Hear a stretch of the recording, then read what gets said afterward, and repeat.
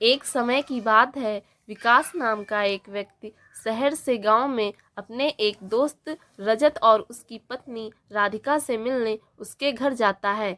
रजत विकास के आने से बहुत खुश होता है। अरे विकास, मेरे दोस्त, कैसे हो तुम? इतने दिनों बाद आखिर तुम्हें मेरी याद आ ही गई। आज मैं बहुत खुश हूँ तुम्हारे आने से। नहीं मेरे दोस्त, ऐसी बात नहीं है। मुझे हमेशा तुम्हारी याद आती थी, पर क्या करूँ, काम के चक्कर में कभी आ नहीं पाया। जैसे ही मुझे छुट्टी मिली, तुमसे मिलने चला आया। अच्छा अच्छा, कोई बात नहीं। मैं तो बस ऐसे ही कह रहा था। अरे राधिका सुनो, कहाँ हो? जल्दी आओ, देखो कौन आया है। अरे विकास भैया, आप इतने दिनों बाद कैसे हो आप? मैं अच्छा हूँ भाभी, आप बताओ, आप कैसी हो? मैं भी अच्छी हूँ भैया। अरे आप लोग अंदर भी आ जाओ, क्या सारी बातें बाहर ही करते रहोगे? हाँ हाँ, अंदर चलो विकास, काफी थक गए होगे। अंदर चलकर बैठकर आराम से बातें करते हैं। अरे राधिका, विकास के लिए कुछ खाने पीने के लिए तो लेकर आओ। हाँ अभी लेकर आती हूँ, लीजिए भैया खाइए। और बताओ विकास, रास्ते में कोई तकलीफ तो नहीं हुई? तकलीफ तो नहीं हुई दोस्त, पर जब मैं आ रहा था तो रास्ते में मुझे कुछ अजीब सी आवाजें सुनाई दी। मुझे यकीन नहीं हो रहा था, क्या मैं सच में वह सब सुन रहा था? किस प्रकार की आवाजें? ऐसा लगा जैसे कोई कह रहा हो, आओ और मुझे काटो। अरे विकास भैया, कहीं आप उस जंगल की तरफ वाले रास्ते से तो नहीं आए हैं? हाँ, आया तो मैं उधर से ही हूँ, पर क्यों? आप ऐसा क्यों पूछ रही हैं? विकास, मेरे दोस्त, राधिका इसलिए ऐसा पूछ रही है क्योंकि वह रास्ता अच्छा नहीं है। वहाँ से कोई नहीं आता जाता, क्योंकि उसके पास में जो जंगल है उसमें एक श्रापित पेड़ है जो बहुत ही खूंखार है। यदि कोई वहाँ जाता है तो वह पेड़ उसे अपनी लंबी लंबी शाखाओं से पकड़कर अपनी तरफ खींच लेता है और वह उससे खुद को काटने को कहता है। यदि कोई उस पेड़ को काट नहीं पाता है तो वह पेड़ उस व्यक्ति को हमेशा के लिए कैद कर लेता है। ऐसा क्यों मेरे भाई? अब यह तो कोई नहीं जानता, पर तुम उधर मत जाना, वह बहुत ही खतरनाक जगह है। विकास रात भर अपने कमरे में बिस्तर पर लेटे हुए उस पेड़ के बारे में सोचता रहता है कि आखिर वह पेड़ श्रापित क्यों है और वह लोगों से खुद को काटने को क्यों कहता है, और जब उसे कोई काट नहीं पाता तो वह उसे कैद क्यों कर लेता है। यह बात उसे सताती रहती है। अगले दिन सुबह जल्दी उठकर वह चुपचाप किसी को बिना बताए उस जंगल की ओर चल देता है। मैं जंगल में तो आ गया, पर वह पेड़ कहीं दिखाई नहीं दे रहा। आखिर वह पेड़ दिखता कैसा होगा, समझ में नहीं आ रहा। वह पेड़ लोगों को जकड़ कैसे लेता है? ये आवाजें कैसी आ रही हैं? ये डरावनी सी आवाजें। हाँ, ये क्या?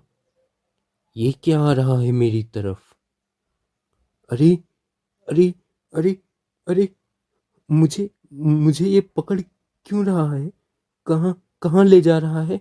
अरे अरे, कहीं ये वही शाखाएं तो नहीं है उसी पेड़ की? हा हा हा हा हा हा हा हा। कौन हो तुम, और यहाँ इस जंगल में क्या करने आए हो? क्या तुम्हें मेरे बारे में किसी ने बताया नहीं जो आ गए तुम? क्या तुम्हें मुझसे डर नहीं लगता? डर कैसा? तुम तो बस एक पेड़ हो, तुमसे क्या डरना?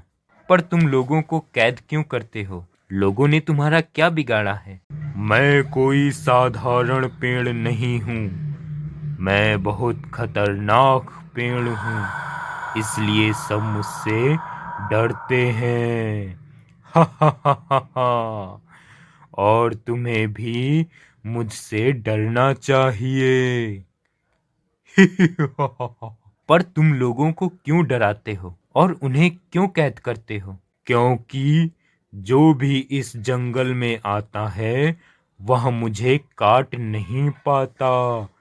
मुझे वही काट सकता है जो एक सच्चा, बहादुर और ईमानदार व्यक्ति होगा। जब एक सच्चा ईमानदार व्यक्ति मुझे काटेगा, तभी मैं इस श्राप से मुक्त हो पाऊंगा। और यदि तुम सच्चे, ईमानदार और बहादुर व्यक्ति हो और मुझसे बचना चाहते हो तो मुझे इस श्राप से मुक्त करो, वरना मैं तुम्हें भी हमेशा के लिए कैद कर दूंगा। पर तुम श्रापित क्यों हो? पहले मुझे यह बताओ। आज से कई वर्ष पहले मैं एक लकड़हारा था। जंगल में लकड़ियां काटकर अपना गुजारा करता था। इसी जंगल में एक साधु पेड़ के नीचे बैठकर तपस्या करता था। एक दिन रोज की तरह मैं घर से लकड़ी काटने के लिए जंगल में आया। जिस पेड़ की लकड़ी मैं काट रहा था, उसी पेड़ के नीचे वह साधु बैठकर तपस्या कर रहा था और मैं यह देख ना सका। मैं लकड़ी काट रहा था। अचानक लकड़ी काटते हुए लकड़ी का एक टुकड़ा नीचे बैठे साधु पर जा गिरा, जिससे उसकी तपस्या भंग हो गई।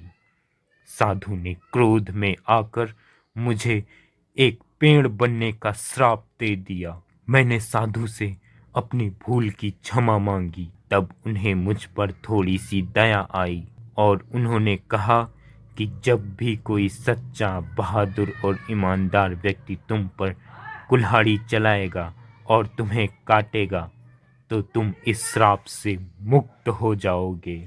ठीक है, मैं एक सच्चा और ईमानदार व्यक्ति हूँ। मैं तुम्हें इस श्राप से मुक्त करूँगा। विकास जैसे ही कुल्हाड़ी उठाता है और पेड़ पर चलाता है और देखते ही देखते वह पेड़ लकड़हारे में बदल जाता है। धन्यवाद दोस्त, तुम सच में एक अच्छे और ईमानदार और बहादुर व्यक्ति हो। तुमने मुझे श्राप से मुक्ति दिला दी।